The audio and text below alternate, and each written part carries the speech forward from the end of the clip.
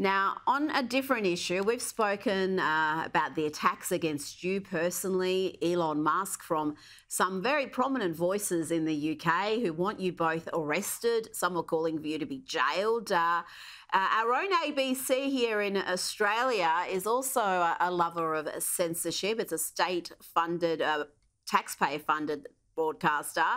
Their Media Watch program claims that the ex-owner, Elon Musk, is increasingly using his platform to spread misinformation and inflame social division. And they ask, can governments and regulators tame the erratic media mogul? Is that really what's happening, Douglas? And is this a good use of our $1 billion+ of taxpayer money that goes to the ABC every single year?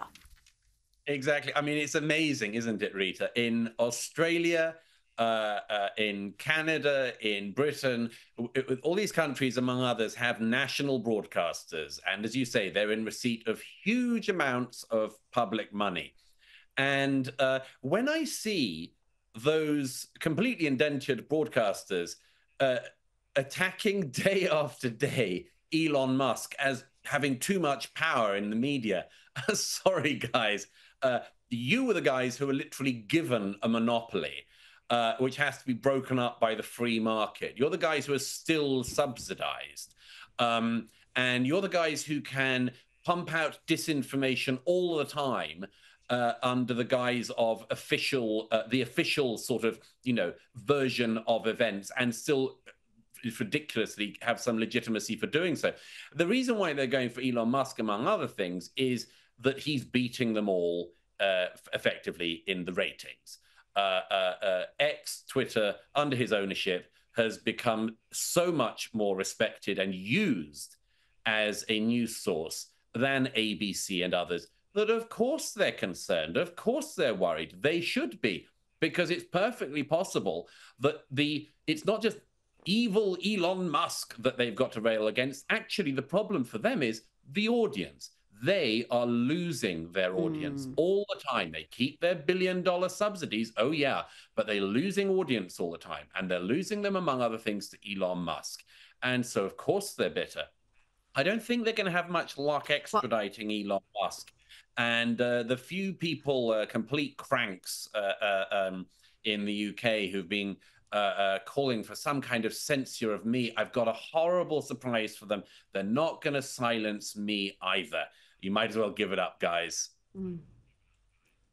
Yeah, well, the assault against free speech in the UK, the two-tier policing, the two-tier justice system there is something that is concerning people around the world. I do wonder if people in the UK realise that a lot of us around the world are looking on in horror. And at a time where in the UK, violent criminals are, including killers, are having their jail times slashed because of overcrowding, they are prioritising locking up what they call far-right extremists. Let's hear here from Mark Fairhurst on the BBC. We will guarantee a prison cell. We will make sure that those people who need to be in prison will be in prison, not necessarily in the area where they live.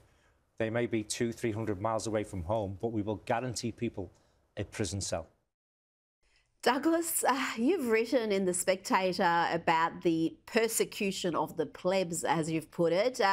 Explain what you mean by that and this assault against free speech in the UK. And it really is, I think, quite effective, because you're seeing people being arrested for online posts, for retweeting something, for attending a rally that was violent, even if they didn't participate in any of the violence.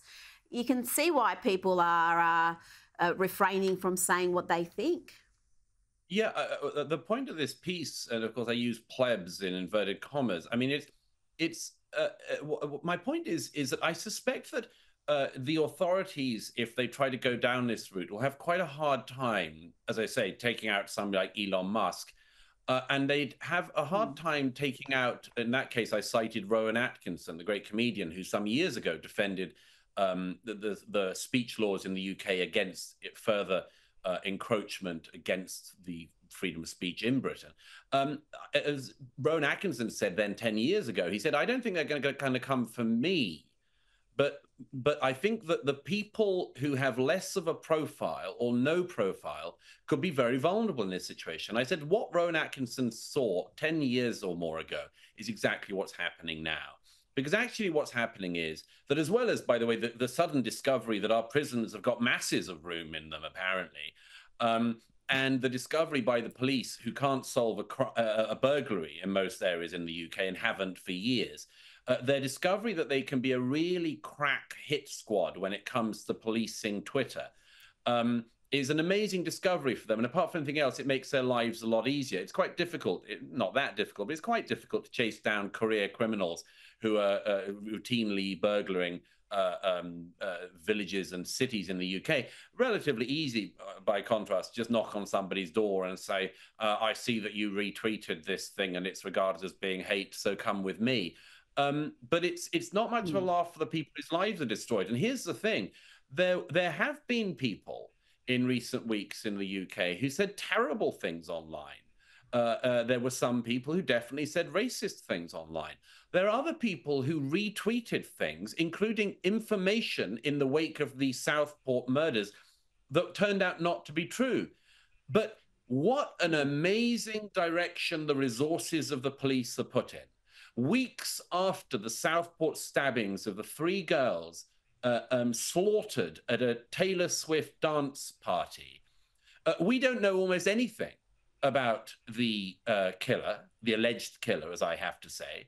The court system will probably take a very long time to bring him to justice. The media, by the way, doesn't seem to be particularly bothered about him or his identity or anything that might have inspired him to this act of terror. That's all sort of fallen away.